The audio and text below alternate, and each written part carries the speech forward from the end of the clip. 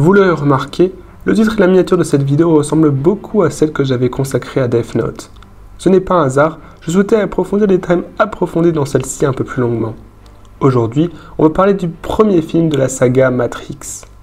Sorti en 1999, ce long métrage de science-fiction rencontra un grand succès grâce à ses thématiques philosophiques passionnantes telles que la vérité et ses effets spéciaux révolutionnaires. Nous allons nous intéresser un peu plus près à l'un de ses personnages, Trinity.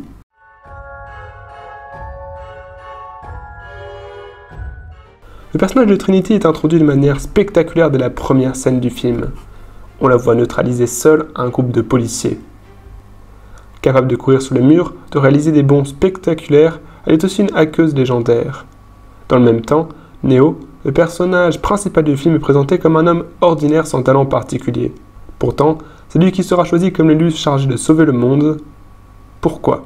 C'est cette même question que s'est posée la critique américaine Tasha Robinson dans son article « We are losing all our strong female characters to Trinity Syndrome ».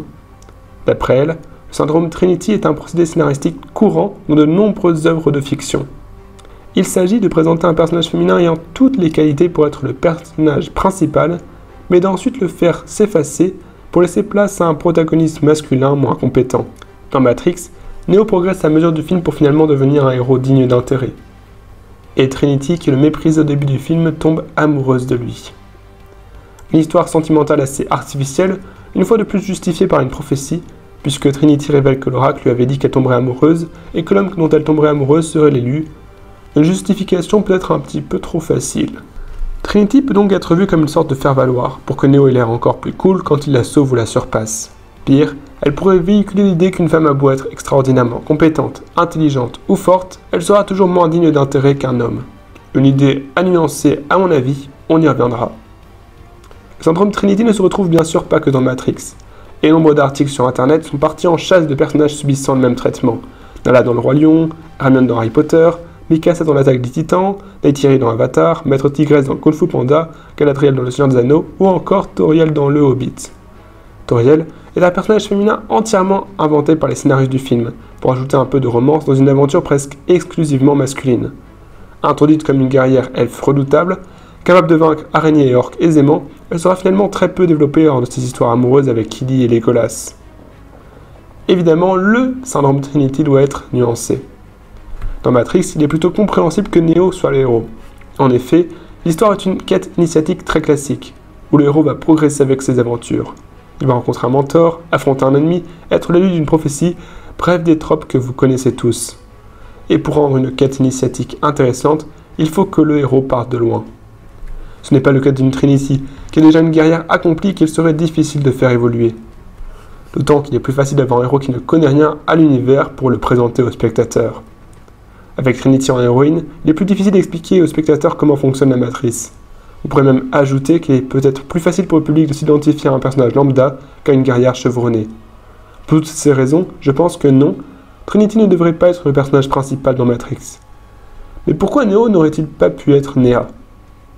En fait, le syndrome Trinity pose une nouvelle fois la question de la représentation féminine en fiction.